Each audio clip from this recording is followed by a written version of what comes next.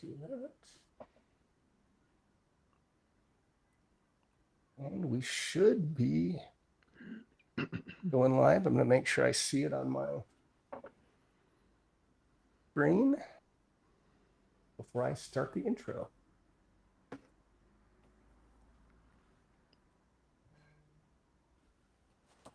All right. Well, welcome everyone.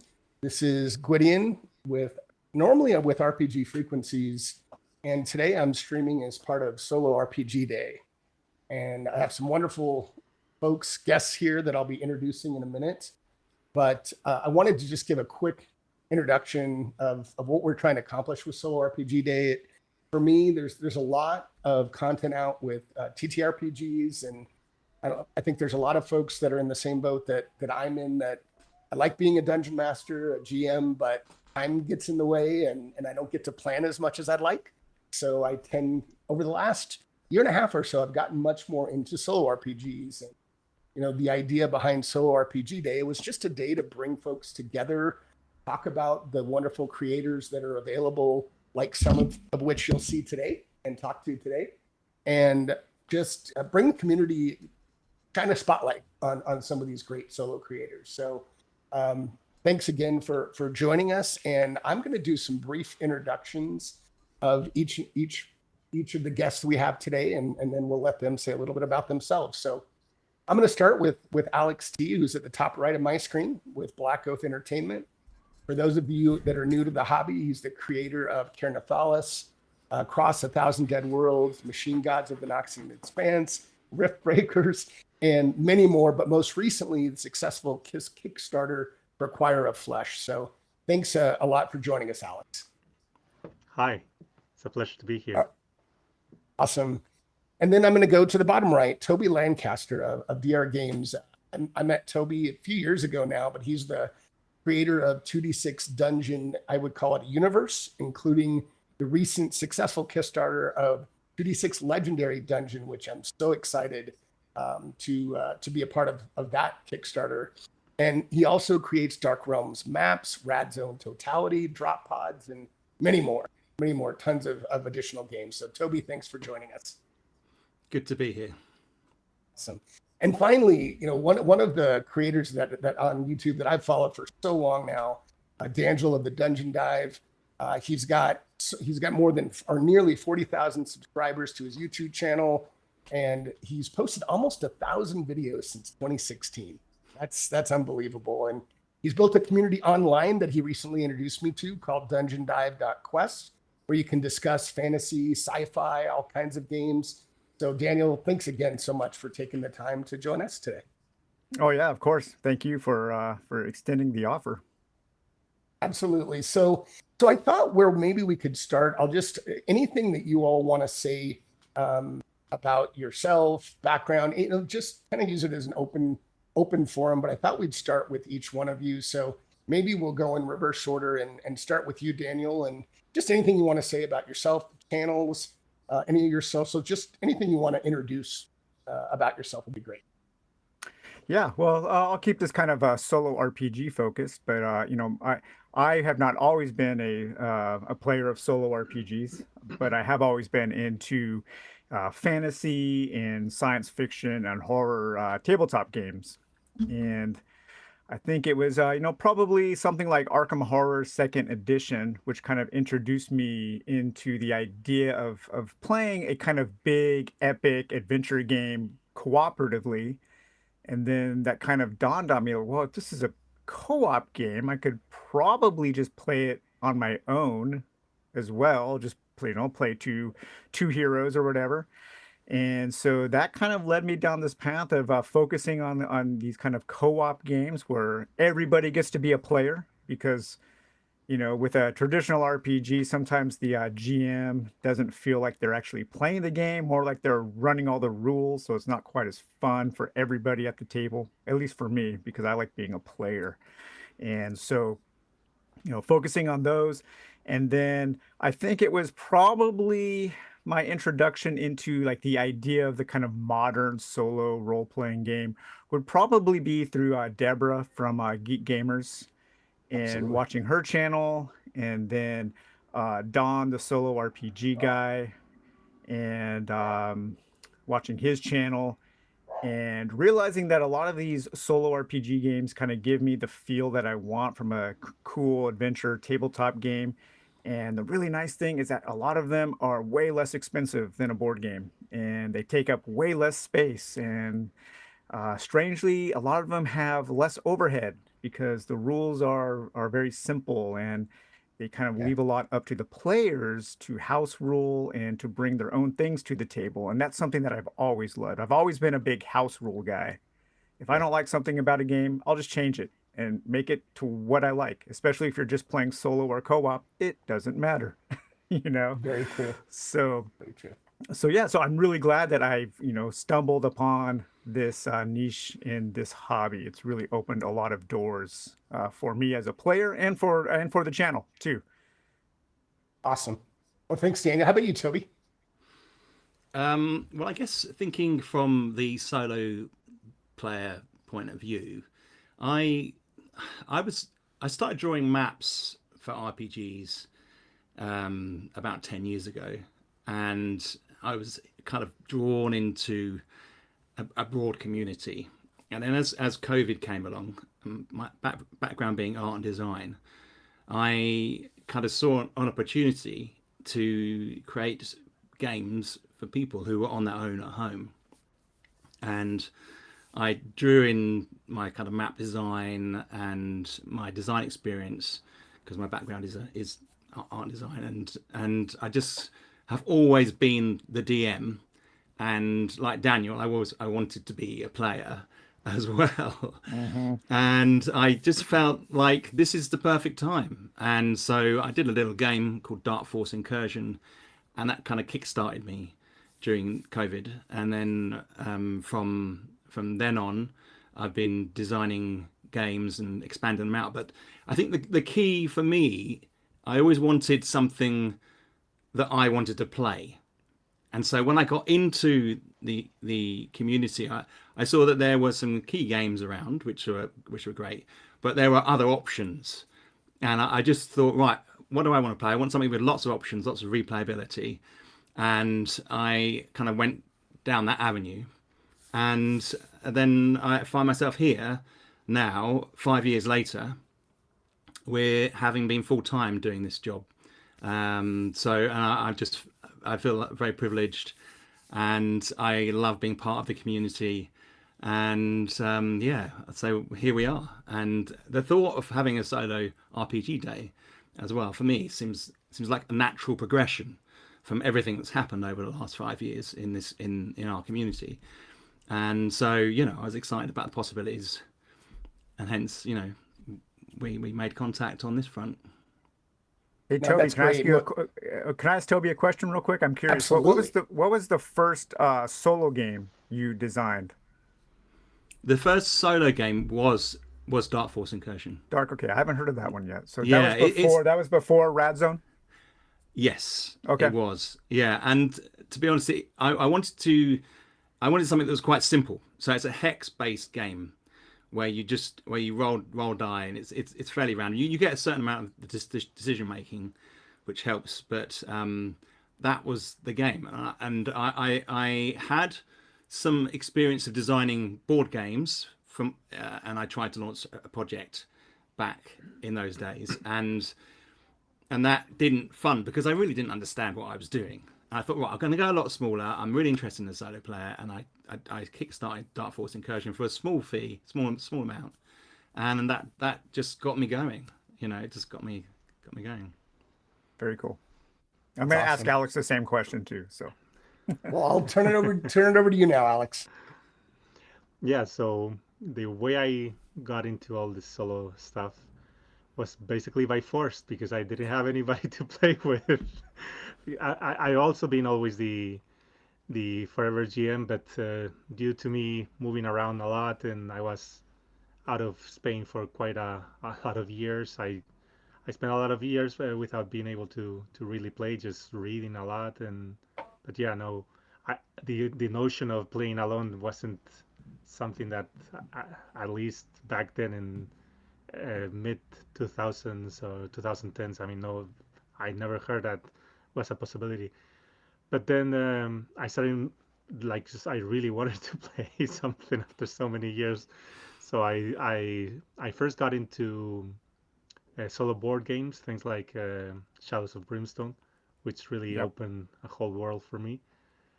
And from there, I just kept investigating, kept watching a lot of videos, Daniel's videos, Geek Gamers also, and well, just investigating a lot.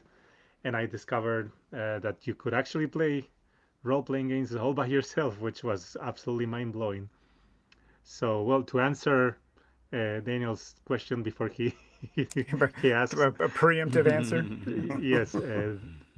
Well, actually, no. Well, the first question, the question you asked which one was the first game I wrote, which was Disciples of One and Shadow. Is that But I was okay? going to Yeah. say the first solo. Well, I don't call it an RPG. Let's say it's RPG light solo game I played was For Against Darkness. Oh, okay. Hmm. So you can really see the DNA from at least the initial version of Disciples of One and Shadow, which was much simpler than the one Yeah. you reviewed and the one that everybody knows, the Conquered Sun edition. The first edition was a D20 system. It was very simple. It's we made it was released by Exalted Funeral. I have their copy. We made very few copies. We made like 300 copies, something like that, and it sold out immediately because still back then there was just nothing. I mean, There wasn't a lot out. Yeah, that's only 5 years. That's only about 5 years ago too, huh? there was no, that was in 2019, I think it was. Yeah, Yeah, so 2019. about 6 years Yeah, ago. 6 years. Yeah, so you had For Against Darkness. Well, you had Mythic, of course, Iron Sword, and D100 Dungeon, and I think that's it. Yeah. You really didn't have more options when it comes to just pen and paper stuff. So yeah, I got lucky getting very early into the scene, getting lucky with Exalted Funeral because I managed to hike to attach to them before they exploded. So I kind of rode the wave with them of popularity, and from there, well, I haven't stopped since then. I'm just writing and writing the whole day. So it's an absolute privilege, like Toby was saying, to be able to do this full Yeah, time. It's just an absolute dream. it is great, isn't it? I have to add here that I was aware of solo player games before I started designing them, in the sense that I used to play Fighting Fantasy, Yeah. Uh-huh. Yeah, and well, yes. for me that was kind of a really informative period of my life, even though I was only like 10. I carry that with me today. So exploring the Warlock of Firetop Mountain Oh yeah. Yes, and yes, yes. Russ Nicholson's illustrations, are always in my mind, and they always will Yeah. be. And I was lucky enough to meet Russ Nicholson as well, and talk to him. Oh, nice. And so that was something that I thought was out of reach until, like you, Alex, in 2019. I thought, well, hang on a minute, can I have those kinds of experiences again?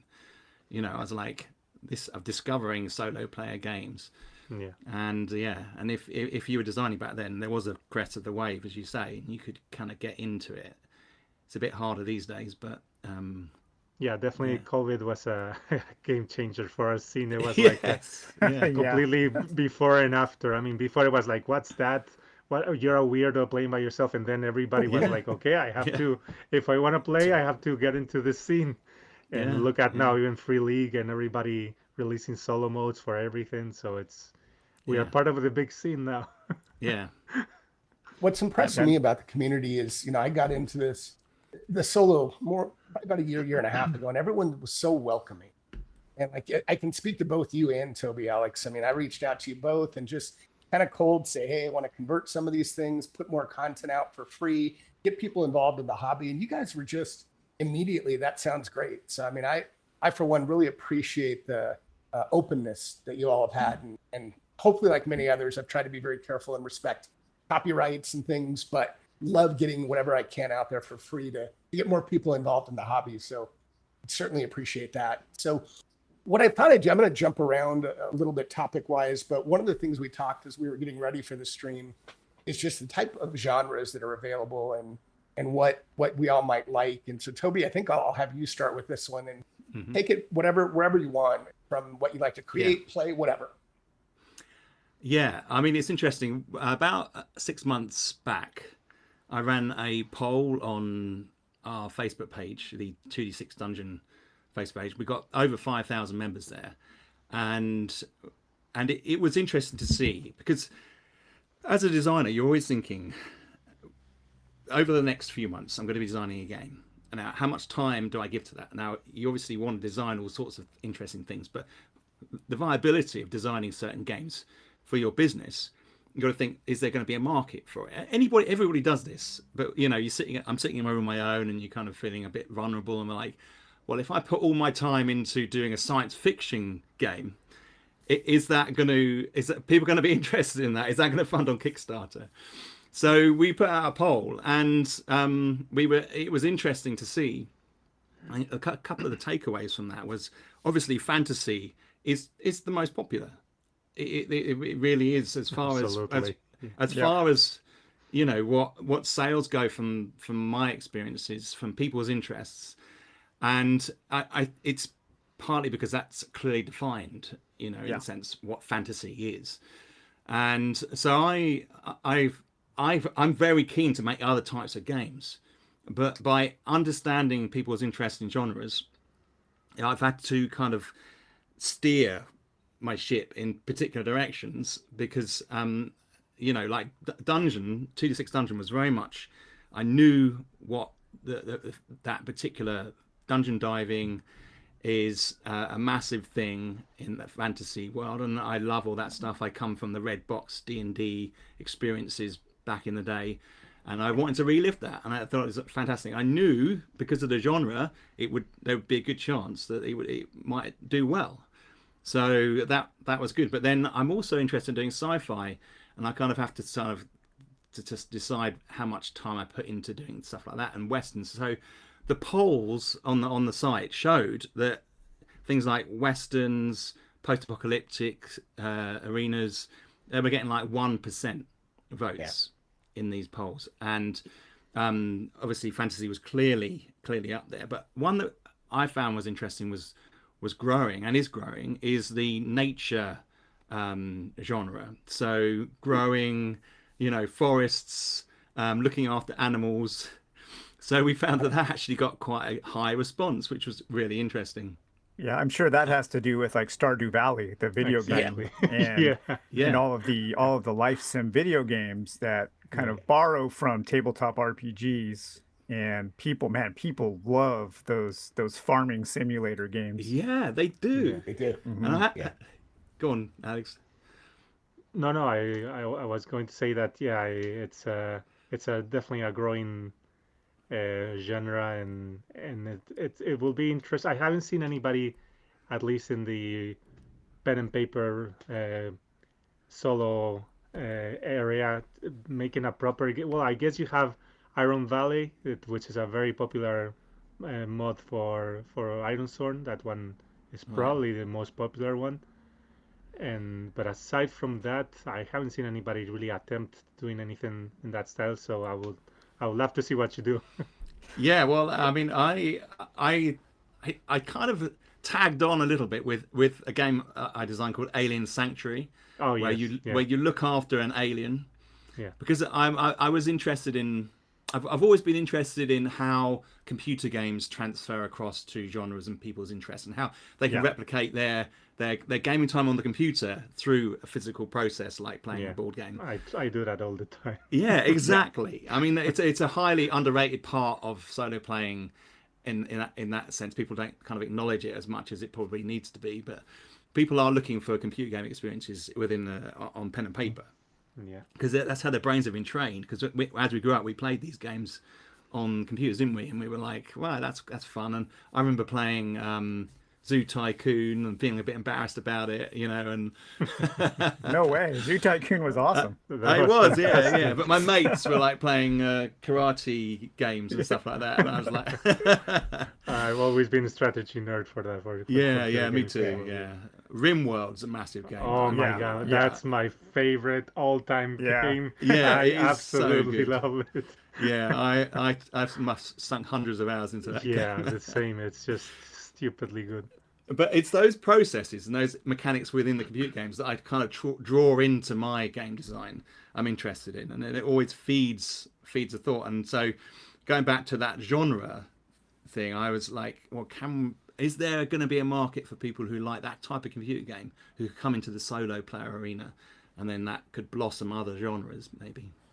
Yeah, Toby, you were saying it is odd how in our space, the tabletop space, fantasy is overwhelmingly the Yeah, most popular genre. But in like the general kind of public sphere, science yeah, fiction seems to be more cool and more accepted by yeah, people, whereas fantasy still seems to be kind of nerdy, right? Yeah. I mean, yeah. Do you think it's that's D&D changed over the legacy? years, you know. I think the Lord of the Rings films definitely helped kind of de-nerdify fantasy for the general Yeah, population. But in games, it's fantasy is just king. yeah. It really Yeah. is. Yeah. Yeah, it surprises me because I love science fiction and post-apocalyptic Yeah. genres as well. And So westerns. I love westerns, especially, Yeah. Shadows of Brimstone. I'm a huge western fan, but westerns haven't been popular anywhere in the world for like 70 years. I mean, yeah, it's talk about a dead genre. It's really yeah. sad. Since the spaghetti westerns, Yeah. there's not really been much, is there? I Hmm. mean, it was so massive. I mean, in the UK, it wasn't at that big, in a sense. But I know in America, there were so many shows, so many Western shows Yep. that it kind of maybe it got saturated. Maybe people just got a bit tired of it. Could be. Alex, what about you? I know you've crossed the genres. You do sci-fi, you do horror, you do fantasy. Any other thoughts on either, I guess, your favorite or yeah, any other thoughts on Yeah, the genre topic? it's funny because usually and for the most part of my life, I've been mostly a science fiction fan. I mean, I always loved fantasy, of course, Yeah, but the moment I started working like full time on solo RPGs and really getting involved into it and playing them, something shifted, and now I'm completely obsessed with fantasy. Well, like I guess mm. you all know I'm dark fantasy guy or dark science fiction. I mean, Hmm. I always prefer darker stuff, Hmm. horror and all that.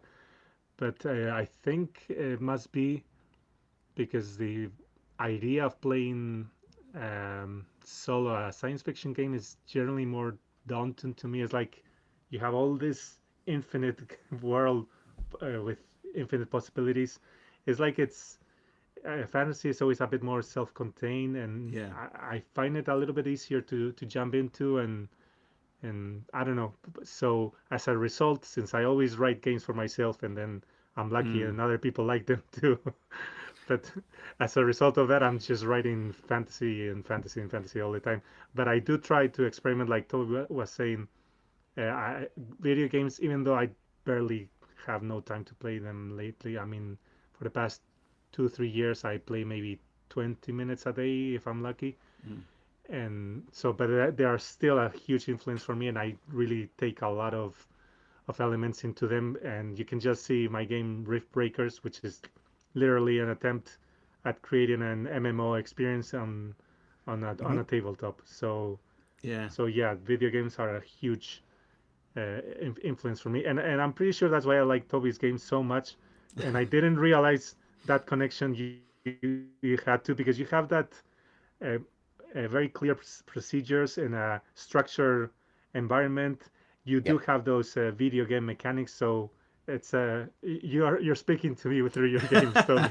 Yeah.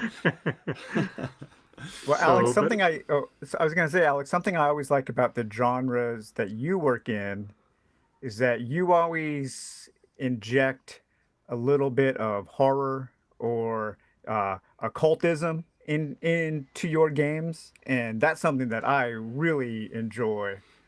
just the weird kind of twist. And I think what was the game you did with Alan Barr? Ashen Skies. Under Ashen Skies, yeah. Under Ashen Skies, Yeah. yeah, that had a great horror vibe, but it's you're still working within the bigger genres of like science fiction and fantasy. But I like the way you inject your games with that kind of horror and especially like the weird occultism and stuff. I think that's super cool.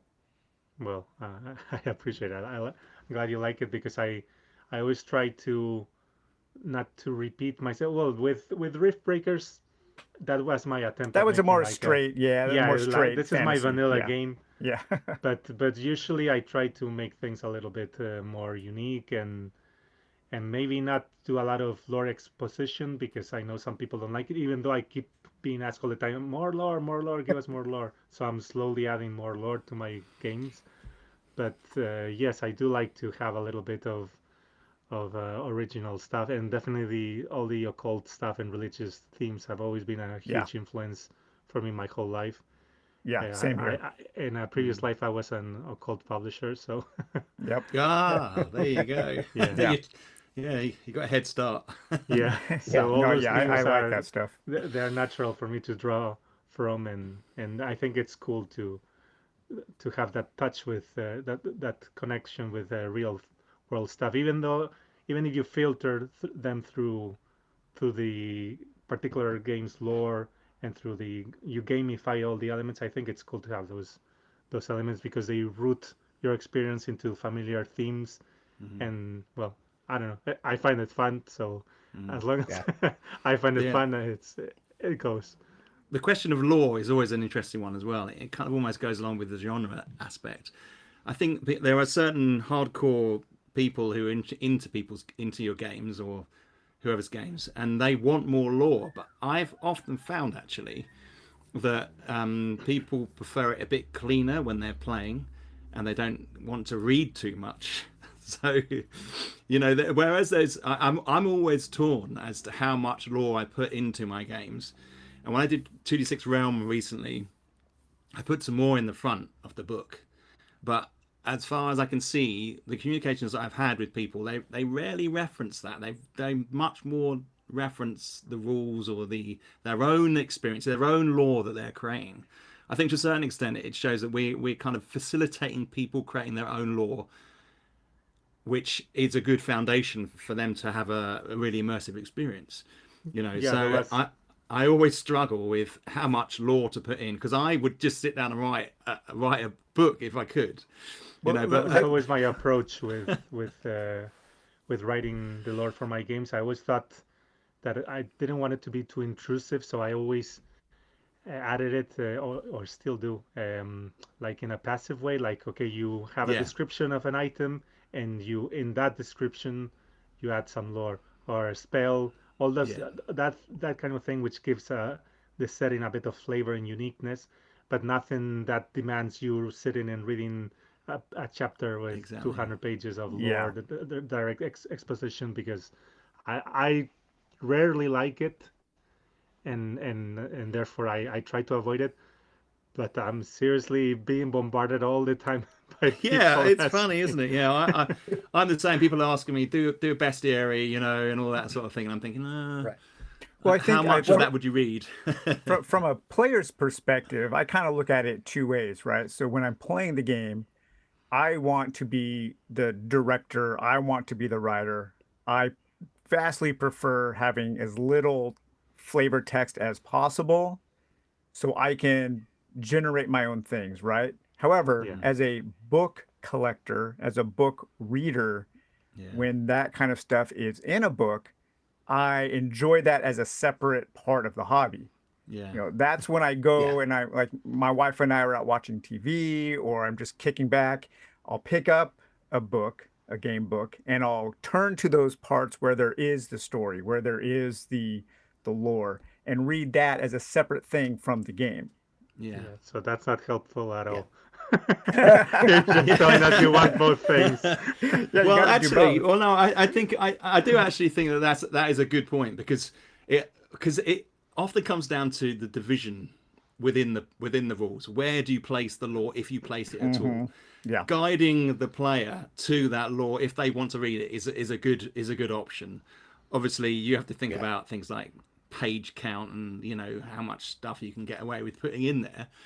But I think you're right. I think there's a lot of people that would love to read more lore, but yet they kind of there needs to be the right environment, the right point for them to do it. Are either of you familiar? I'm sure you're familiar with them, but Shield Dice Studios. Yeah. They have the of Loom books and the Loom game, and then he put out a whole book of lore that just adds to the world, and that book is awesome. And then we have things like Vermis, right? Vermis is just lore with no game, and people love Vermis, right? And so there really is a market for that kind. And I think going back to video games, Dark Souls, the Soul and Demon Souls started the whole lore hunter thing where people are just hungry for these little bits and pieces of story information where they can help flesh out their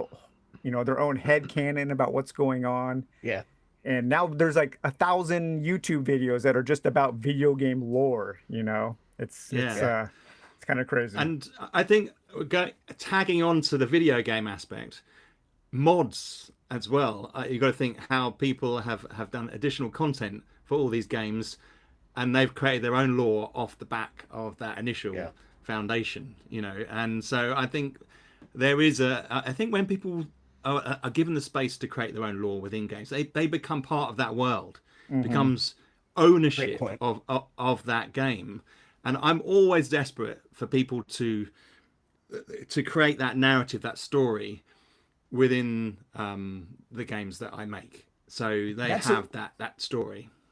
That's a really great point. And there's been a number of comments in the chat as you've been talking. And I think a lot of people do like having enough lore to where it gives them the right direction, and then they can take some artistic license from there and build their own.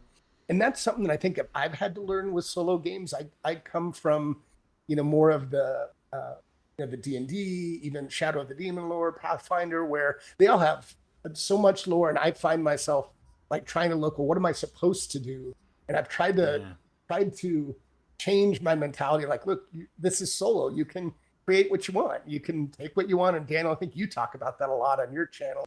And that's something that I've slowly been flexing that muscle to try to teach myself to make it what you want, what sounds interesting. That's been fun. Yeah, I mean, I think one of it's the license within the game. Often rules, drawing rules into the game is an important thing, but you've also got to be able to, you've got to give people the license to be free with their creation to a certain extent. Like in 2D6 Dungeon, we have what's called inventive usage. So you can just take parts of the text and make something up, in a sense, or use an item that's mentioned in the text. You take that and use it in your own way. There's no strict laws, but it's kind of, I think that has blossomed within the solo player arena. I think that's one of the reasons why it's so popular. People are like, "Wow, this is exciting. This is kind of like I want to test this new muscle out that I've been developing." For sure. Hey, one of the things I thought I hadn't really planned to go here, but I wanted to just do a quick digression around this topic because hopefully people find it interesting. But both for you, Toby, and Alex, again, I think of where I came from, and I came from almost exclusively a D20 systems. But I feel like you, Toby, with 2D6, and then Alex, I know you're much more D100. I don't know. I'd love to hear a little bit about what you guys like and what makes you kind of go into the other dice type of mechanics than what's traditional. So I don't know. Maybe Toby, if you want to start, and whoever jump in and add to that. Well, it's actually it's massive. It's a massive subject. I mean, with all the new RPGs coming out lately, Daggerheart and Draw Steel and all that, talking about what combinations of dice they're going to use. It's a hot topic, and for me, because I've named one of my games after dice, 2D6, and the reason why I like that is because it gives me that bell curve. Yep, the bell curve is so good. Yeah, I think I think that it really helps with a narrative. So you got your common things, you've got rare things. If you roll for rare things, there's a sense of that they are rare, because you've rolled like a Yeah. 2 or a 12. There's much less chance of doing that. I've always liked the percentile dice as well, although none of my systems really incorporate that too much. I I go off the one dice system because I felt like it's had a lot of time, and I feel like it's time to sort of explore other combinations of dice. So I mean, don't get me wrong, I've played D&D a lot, and the rolling the D20 has always been very satisfying as an object. It's satisfying to hold. But when I roll if I roll a 20 or I roll a 2, or I don't feel there's any difference necessarily with the achievement of doing that. So, and I know that dice are random, and when you roll a die, it is random. But when you do roll a 2 on 2d6 or a 12, you feel a sense of achievement that I never quite got when I was rolling just one die. And that kind of people could argue that that's all baloney, but for me that is how I feel about the dice choices that I go with. Gotcha. Alex, what about you? Because I know you're really passionate about different systems. Yeah, absolutely. Because, well, I mostly have written games with either D20 based on D&D and D100, which my D100 system kind of started as an offshoot of basic role-playing, the Chaosium system, but it quickly evolved into its own thing, and now I've even come up with my own engine, which is the one I'm going to be using forward. I'm calling the Momentum engine. But yeah, it's definitely my favorite system I mean, combination of dice, the D100, because well, first of all, I think it's very intuitive because everybody understands percentages, and it generally lends itself towards a different kind of progression, which is I personally prefer classless systems, and if I can avoid experience points, even better. So I think D100 systems are easier to adapt to that kind of gameplay. And well, I mean, of course, you can do the same with D20 and with any kind of dice combination. But the problem with D20 is that it has that D&D baggage, Yeah. which I'm very sick of it, honestly. Yeah. Because each time you try to deviate a little bit from it, you get the horde saying, "Okay, but this is not how it's done in D&D," and it's like, "Yeah, I know this is not D&D." This is not D&D. Yeah. Yeah. But it's just as difficult. I mean, I understand, and it's also my fault, because one of the reasons I started writing D20 systems was precisely because it's familiar to people, and it's like, okay, one thing less to learn. But then I just personally don't really like D20 systems, so I end up changing them a lot. So I kind of work against that idea of familiarity. So that's why I'm saying, yeah, screw this. I'm not doing anything more with D20. I'm moving to D100 for the foreseeable future.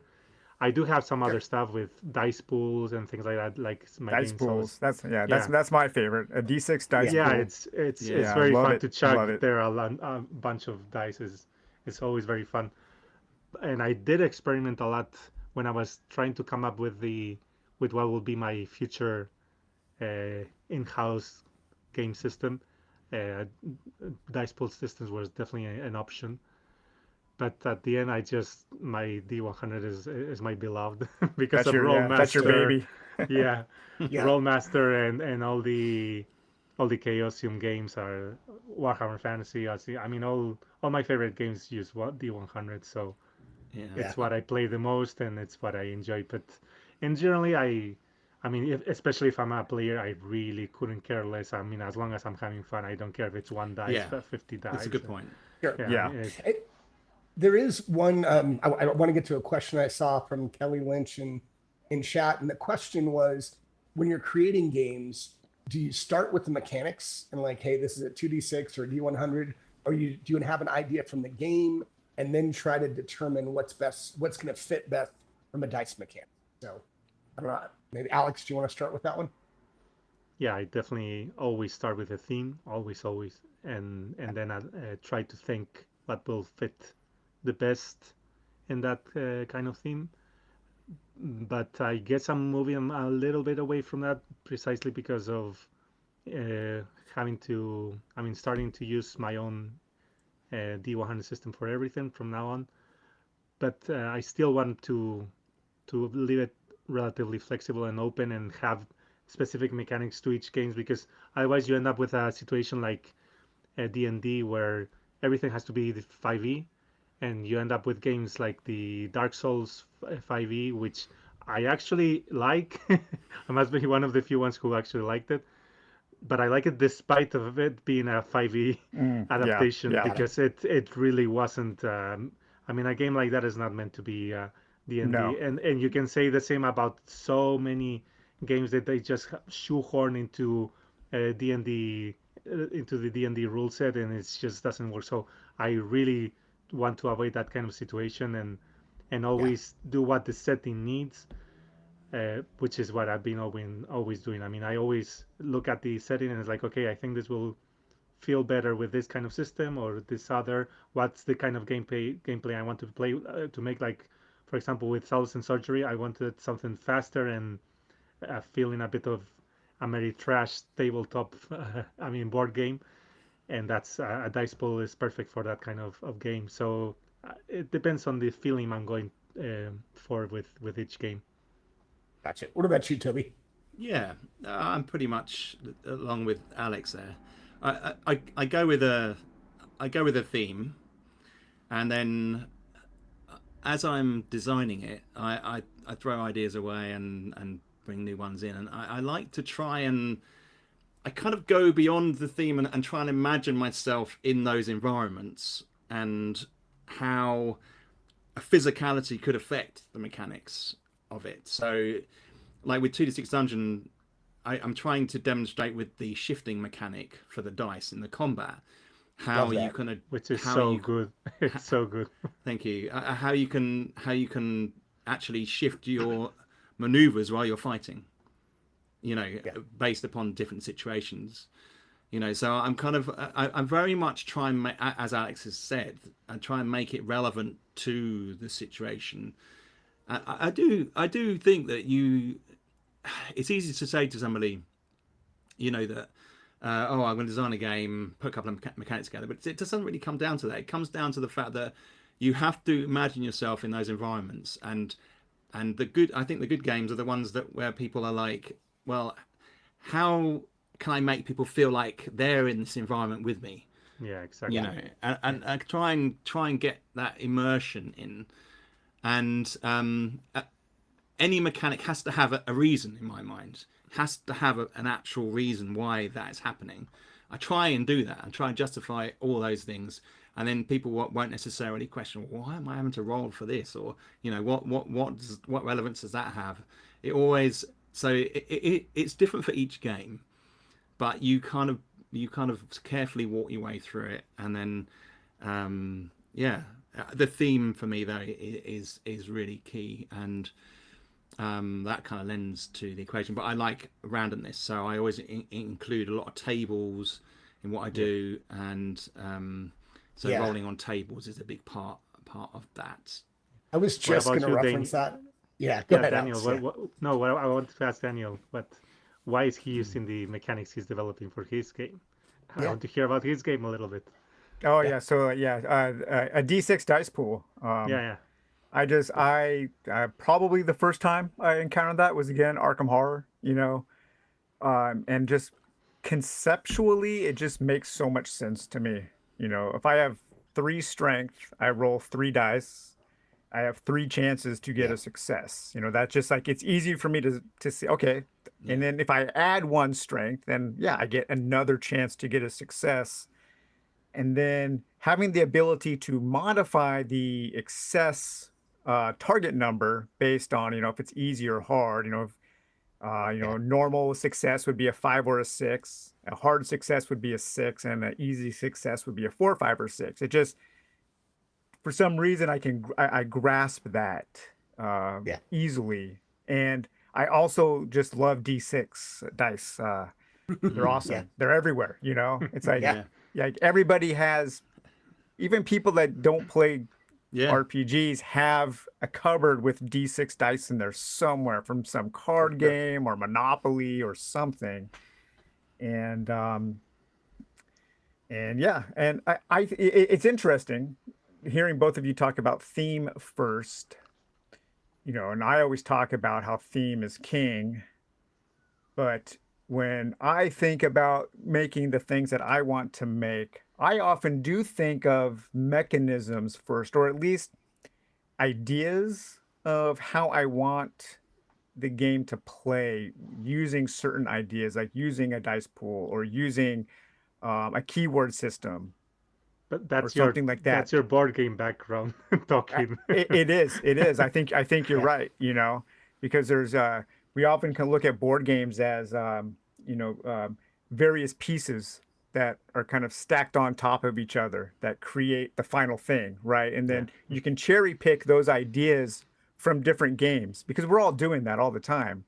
I mean, even just playing house rules, it's like, oh, I like the way that Hero Quest did that better than Shadows of Brimstone, so I'm going to borrow that from Hero Quest and use that in my games of Shadows of Brimstone. And so, yeah, I'm kind of constantly keeping a mental list of things that I like from games, and then how can those different things from different games be combined together to make something that I really would love. Yeah, one of the things I'd add to that is I played a lot of Warhammer when I was younger, and so dice pools for me were a massive thing. So rolling to hit with all those dice, I think that is a lot of people recognise that system as well. So it gives it a kind of credibility, So having all those little dice rolling around, I kind of felt like for a solo, because my solo player games are often quite portable. So I kind of made this conscious decision to reduce the number of dice I had just down to 2. Well, I do really like dice pool systems, and I probably think about incorporating that in some way in the future. But I kind of always felt like just 2 dice in a small space would be handy for me for the portability of some of my games. So yeah. It's interesting. One of the things Alex, that go ahead, please. No, I was going to say, Please. Alex, I think you messed around with the dice pool system for the Solace and Surgery. Yeah. Yeah, That was cool. yeah. It's Is that the only game you've done with a dice pool? Yes. Yeah. Okay. Yep. Completely inspired by Shadows of Brimstone, so that's probably why you liked it. Shadows of Brimstone, Arkham Horror, all of those games. Yeah, all those exactly. amazing games. Yep. One of the things, Toby, you touched on, and I was going to go there for just a second, is, one of the things I've seen for both you and Alex is you guys have so many tables and the variability in results. And I think that the 2D6 and the D100 really help with, I don't know if that was a happy accident, but for me as a player, I love it. Yeah. And there was a question from Somente Solo RPG about when you're both creating tables, how hard is that? Is it streamlined now that you guys are experienced with it? But maybe just a little insight on how you all go about it, because you both are super prolific tables. So either one, Toby, well, I'll say you first. Toby, go ahead. Okay, sorry. Well, it came down to that. It really came down to one thing for me. I wanted lots of options. It just really came down to that. Because I played games where you roll on the table, there were 6 options, and if you wanted to play again, you probably rolled the same thing again. So I wanted to try and create a system where it would kind of be as random as possible. So you could go into a dungeon and have a new experience each time. And so I needed the tables for that. And I laboured over, because tables appeared for me in Rad Zone. That was kind of where I started to play around with that concept. And I had search locations. You'd turn up at search location, and you'd roll on the table, and you'd have a little bit of narrative or story. It's a way of introducing story directly to the player, and that for me ended up being something that I thought, wow, hang on a minute, what's the possibilities here? And then I moved into dungeon, and I was like, I could have a whole range of tables for each dungeon and have lots of different different types of results. And what happened was people, if you could, I put it in the A5 format, so it's smaller, Yeah. and people could flip through it, and they were discovering things new all the time, because there's so many tables. You can't just sit there and read through all the tables, and Nope. so you're always discovering new things. So that book has got secrets in there that you're never going to find, and that for me was really the tables. And then writing the tables, of course, it at times it can be labor intensive, but I've always enjoyed writing the tables, and they go through a series of processes. I'll write some text out. I've got a great bunch of guys who read through stuff for me, and then I'll go through it again. I then have to reference whether I'm putting the other references to other tables within those tables. So, so you can't write a table and not have another table reference to it. And so I there is that process. But then at the end, when the tables are there and they look finished, I'm like, oh, I'll add a bit more in there and add a bit more detail and mix it up. And then, it is. I enjoy creative writing. I think you have to enjoy that to write lots of tables. But that's kind of where I'm at with them. What about you, Alex? Yeah. Well, for me, the main reason to have a lot of tables is because I always try to write my games with the idea that they can be infinitely replayable. Yeah. Maybe not infinitely, but as close to as possible. So I generally don't like endings in general. I mean, when it comes to stories, books, and that's the way I write my games. I don't want them to finish. If you realize, most of my games don't have a max level, don't have a defined. I mean, you can progress indefinitely, and the key to that is tables, and more tables and more tables. Yeah. But I think that's why we connect so much, because that's both of you. There's something I always talk about on the Dungeon Dive, right? Is variety. It's like these games for a lot of us live and die on the variety.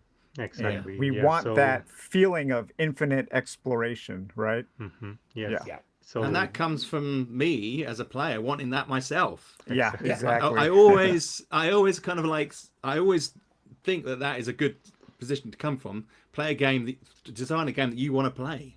Yes. And that's where it's led me into those tables. Mm-hmm. Yeah. So it's it's a matter of sitting and writing them. Some of them are easier. Others take longer. I mean, I can't really say is my favorite part of writing. I'm really a mechanics guy, so I have a blast writing all the mechanics. I mean, maybe if an average game takes me, let's say, 3 months to write, maybe sometimes less, sometimes more. The mechanics are done in 1 month, and the other 2 months are just filling in the gaps and all the random tables, all the actual gameable content. That's what takes me the longest.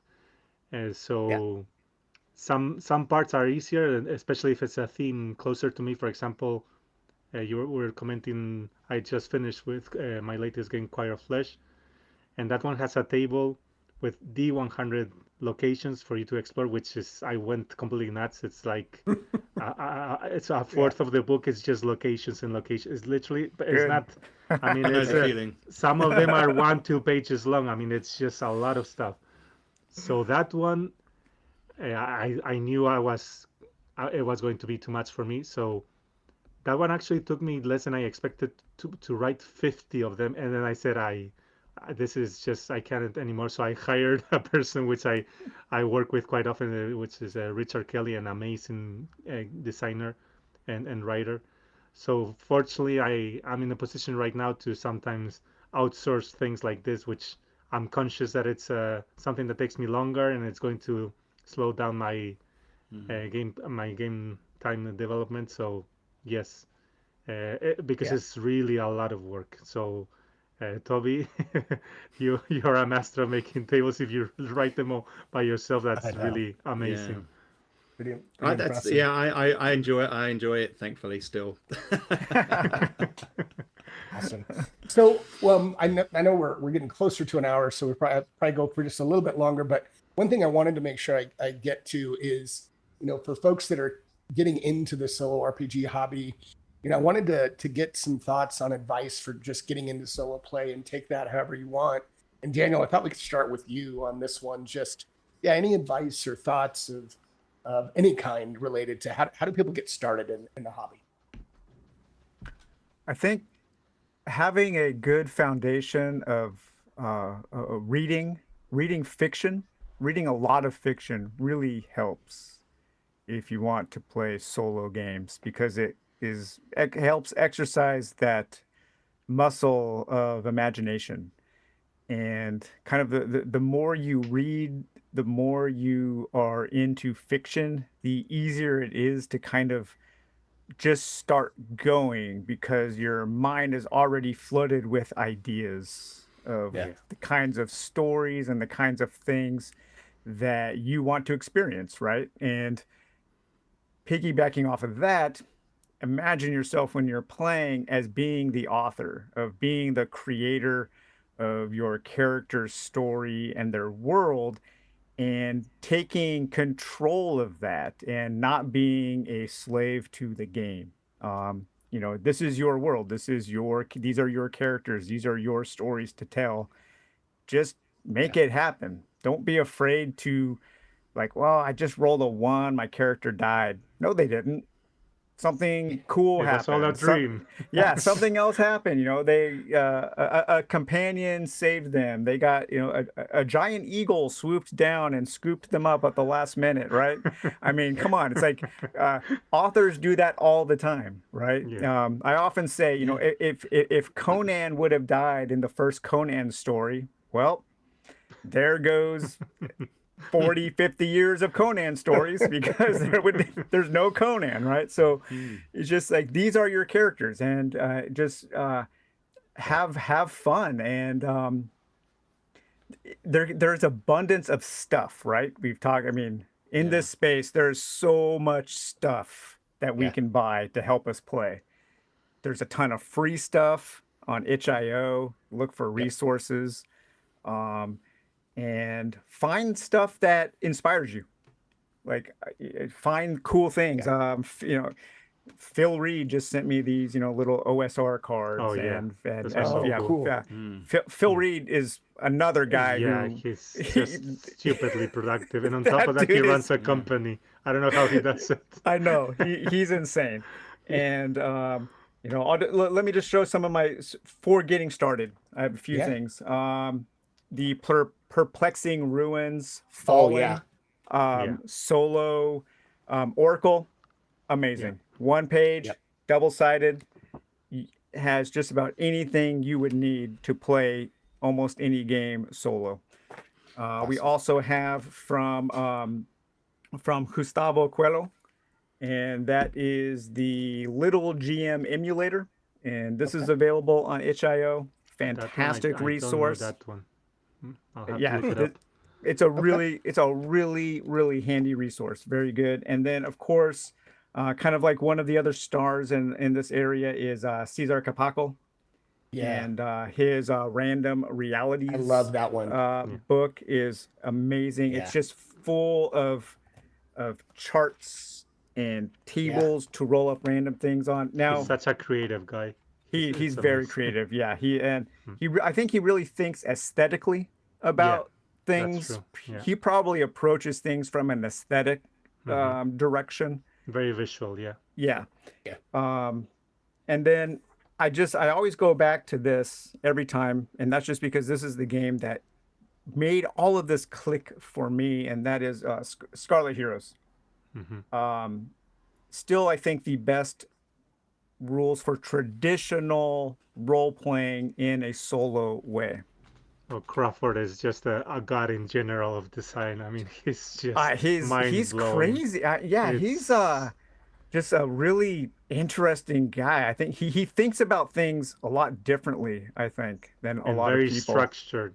He has such a very methodical and structured and just relentless. His books are just relentless. They are so good. I use them a lot for world building and all that. Oh his world building books. You could just play a whole game world building from his thousand worlds or thousand distance. What's The what's his latest main world building? starts without number, and it Starts has without number. Starts without worlds number. without number. Worlds without And number. Yeah. recently he released Ashes without number. I have them all here. That's why I'm looking. Yeah. Fantastic. So, But yeah, Alex, just what about spend you? time getting into Go it. ahead. Yeah. Oh no, I was just Yeah, gonna say, just spend absolutely. and also whatever you're doing is playing the game, right? I mean, that's really Oh, important. yeah. It's like as soon as you crack your book open and you start reading and you start writing anything, you're playing the game. So just try to have fun as soon as possible. Don't think you have to postpone the fun until you get to the part where you start rolling dice and you start Yeah. actually following the rules, right? Very true. What about you, Alex? What thoughts do you have on getting into the hobby?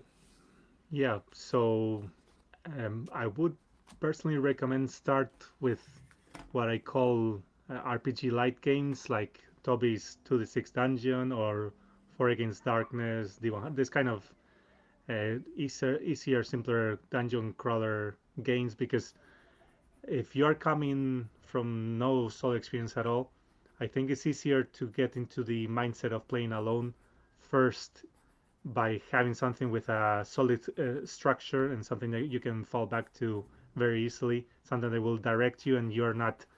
I'm talking from my own experience. Of course, some people jump directly into Mythic and start playing, and it's mind blowing for me. I don't know how they do it, but I think for what I in my own experience, for what I've seen from a lot of people who on the internet, I see that they are lost. They don't know how to start.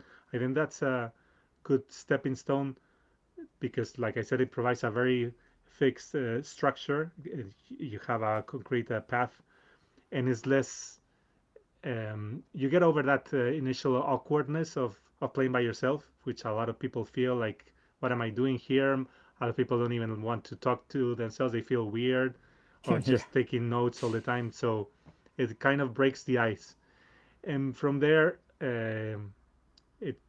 I recommend the next step to take it into something maybe like a proper RPG with actual solo support, like something like, which is, there are not so many, unfortunately. Something like Iron Sworn or my own games, which I think they're a little bit the stepping stone. Uh, they still provide a bit of structure and all that, but you have the freedom of a true role playing game.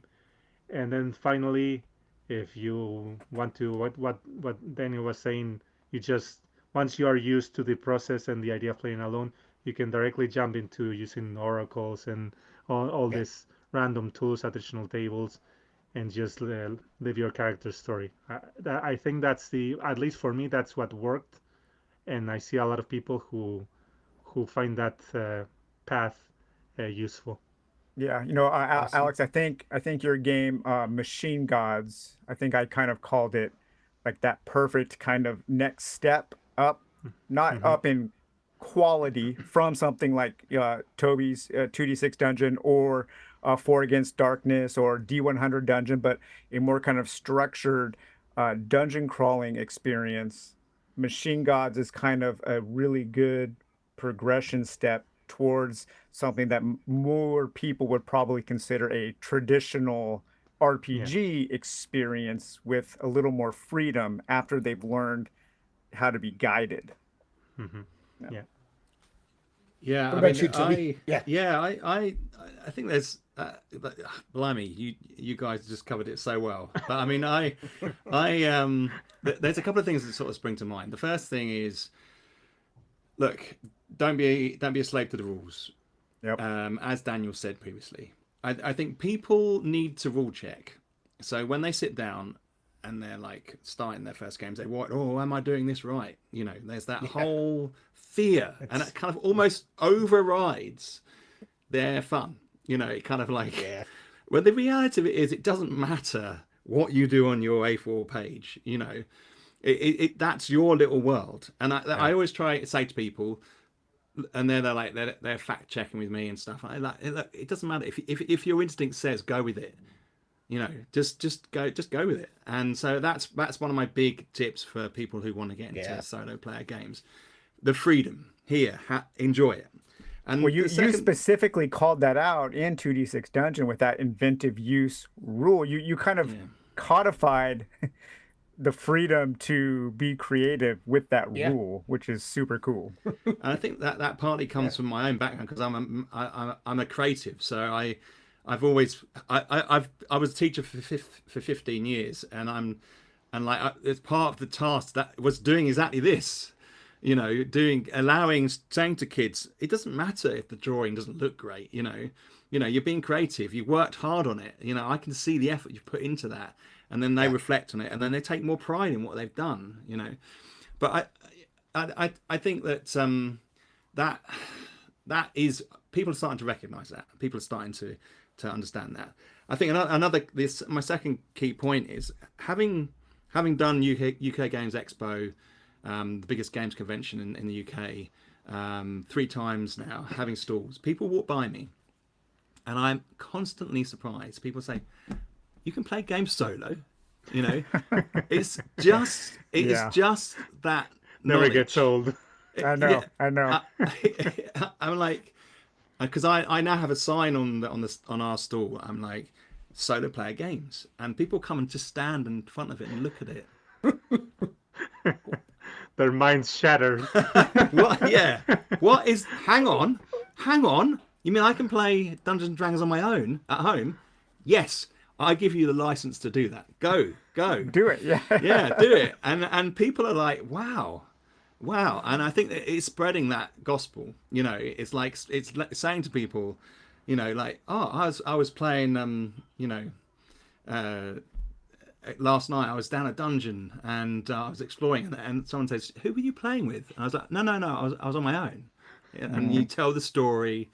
I think that's the initial barrier. That is, and I think that stuff like Solo RPG Day could help people recognize and give them the opportunity to play games by Alex, and get into those. And people have different levels of expectation of game as well. So some people like complex games, some people like simpler games, so and that is all available. And I think that just spreading the word that solo playing is a massive arena now, and there's lots of options. And Daniel's channel really helps with all that, getting the word out. 100%. I think that is. I feel like it's been a slow revolution in the gaming industry. It gradually has grown, and now we have all these creative people who didn't realize they were creatives, creating their own worlds, their own environments. And I feel like that is the special thing. That is something that we've all contributed to, and I think that it's made a real change. And there's a lot of and there's other people who are out there who can't get out. There are young people, old people who don't have people to play with. There's lots of people, and I think that we sometimes forget when we're immersed in our worlds that this is a really great opportunity for people to just have a great time, have a lot of fun, and escapism from this crazy world. I know. I'm sure I'm sure you guys saw on my top 10 solo RPGs video that comment I had pinned to the top for a while. There's no such thing as solo RPGs. And I get that all the time on solo RPG. It's oh, okay. Well then I guess let's see. I guess these 200 games I own just they don't exist. Yeah. Right. No, it's fascinating for sure. Yeah, and I tell you, those people don't use any dice but D20s, I tell you that. Oh yeah, definitely. I want to say how it's really one of the best things as a creator. It's to have people send you their play sessions, their play report sessions, and that's so fun. People ask me, "Oh, do you mind checking it?" Not only I don't mind, I absolutely love it. So please send them. Let me. I always read all of them. Read people's adventures in my games because it's so fun. Facilitating that creativity for people is an absolute privilege. Yeah. Alex, didn't Alan from Perplexing Ruins did a big write-up of his game of Disciples of Bone and Shadow? Man, that was awesome. I loved reading that. It was one of the first things he wrote, actually. Yeah, it was very, very, very fun. I loved it. Yeah. Yeah. In fact, we for Rad Zone, I had numerous guys write up about their adventures out Love in the Rad that Zone. game, by the way. So good. Yep. Thank you. But one was so good, and I felt it capitalized the game so well that I actually put it in the back of the book and published Oh, it wow. as part of Rad Zone, because I just felt like it was it would just I could just imagine this guy doing this stuff he was telling me about, and it just blew my Yeah. mind. I just loved it. That's super cool. Yeah. That's awesome. Well, look, I said when we first started this out, we go about an hour. I could talk to this group for hours. I could talk all day. You guys are Yeah. awesome, but I think it's probably a good wrapping here. I will say that I'm gonna hopefully I can get this group back together again, because I think there's plenty more topics Definitely. to talk about. And I'm gonna do some closing comments, but then I'll do it first because I'd love to hear from each of you on anything you wanna cover. So I'll kick it off by saying first, thanks for anyone watching, anyone on video replay. Really appreciate it. Solo RPG Day is something that I plan to continue to build on for several years, and I hope this becomes something that it just gets a life of its own. And we're going to keep the Discord server going more to just introduce people to the concept. The creators are out there, but I really encourage everyone to support all of the creators that are out there. And if that's support from a like and subscription on a YouTube channel, great.